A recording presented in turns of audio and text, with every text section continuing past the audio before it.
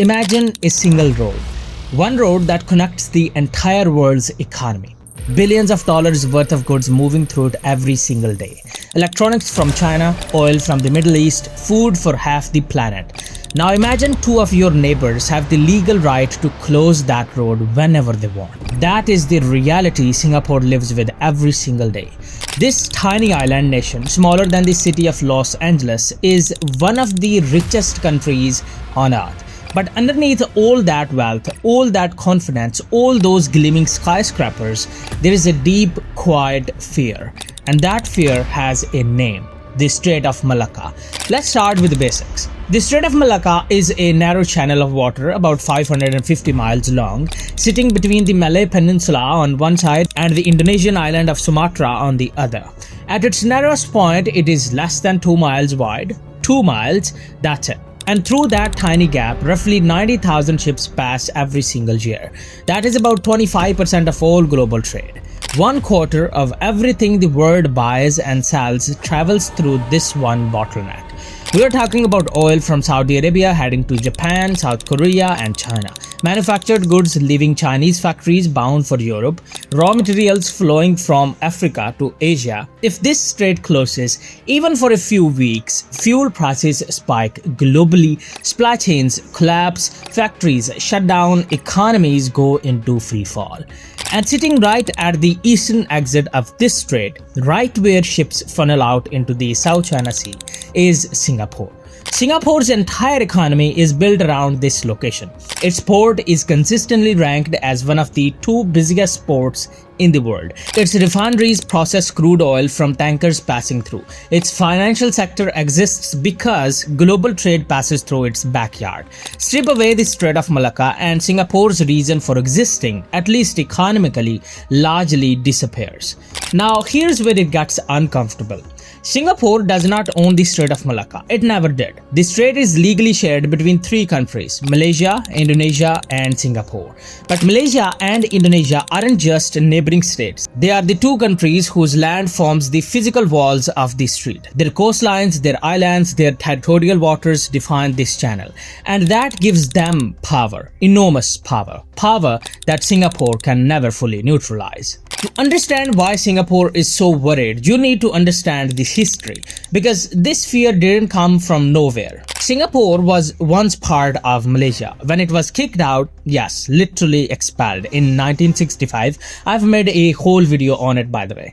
It was a tiny island with no natural resources, no army, no water supply of its own, and almost no chance of surviving as an independent nation. Its founding Prime Minister Lee Kuan Yew famously wept on television the day independence was announced, not because he was happy, but because he knew how vulnerable his country was. And a big part of that vulnerability was geography. Singapore needed the strait to survive, but Singapore had no control over the strait. The relationship between Singapore and its neighbors has always been complicated.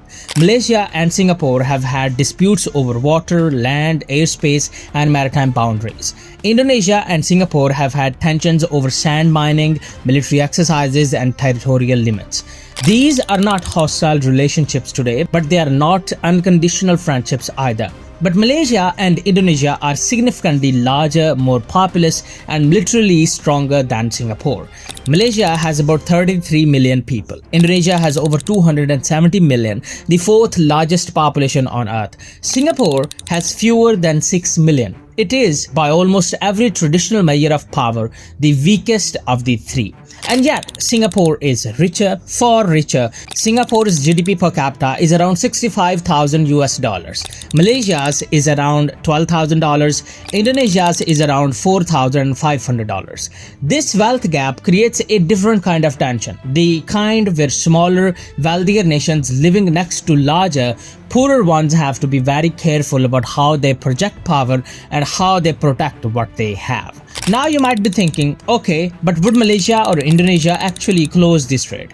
That seems extreme. You're right that a full closure is unlikely. It would devastate their own economies too. But full closure is not the only way to exert pressure. Control of a waterway gives you subtler, more dangerous tools. You can impose transit fees, you can create environmental regulations that slow traffic, you can demand inspections, you can restrict which types of vessels are allowed to pass, you can threaten closure during political disputes, you can use the threat alone as a bargaining chip.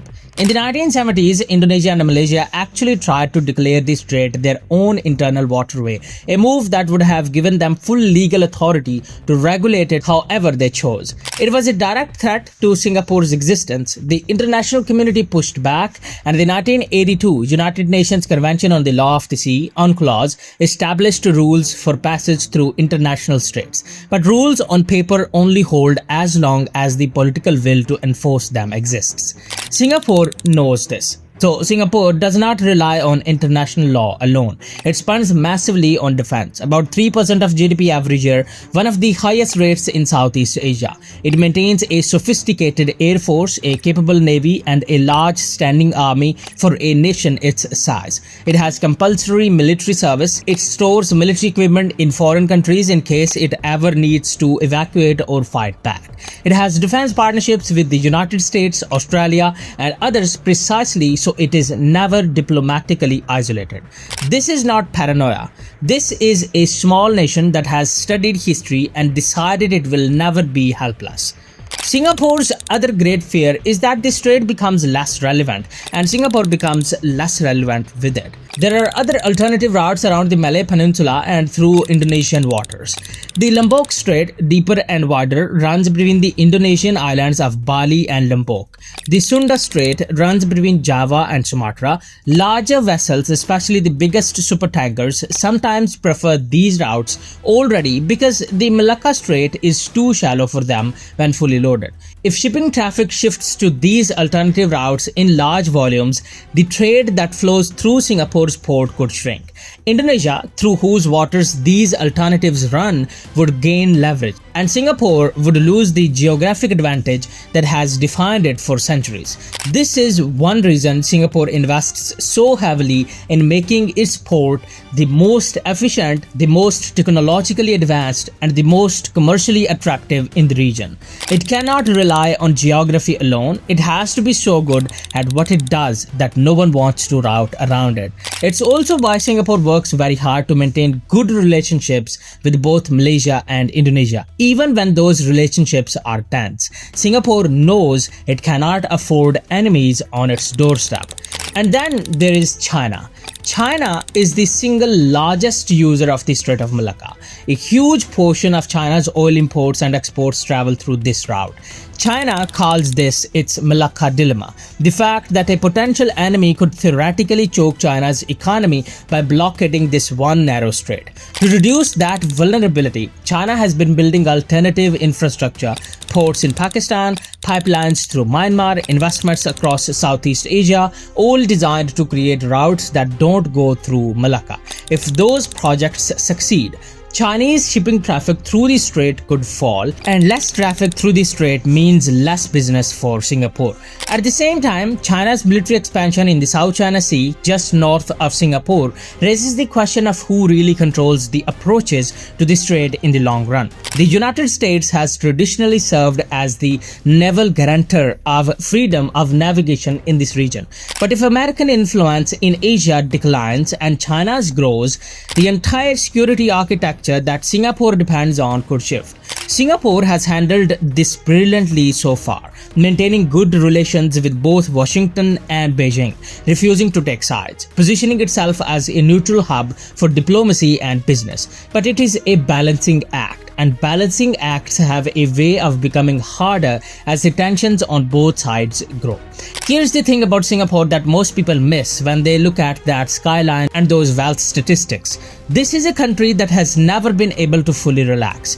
From the day it was born, it has been surrounded by larger, more powerful neighbors. It has controlled almost nothing about its physical environment. It has no oil, no farmland, almost no natural resources, barely any land at all. What it has always had, is position.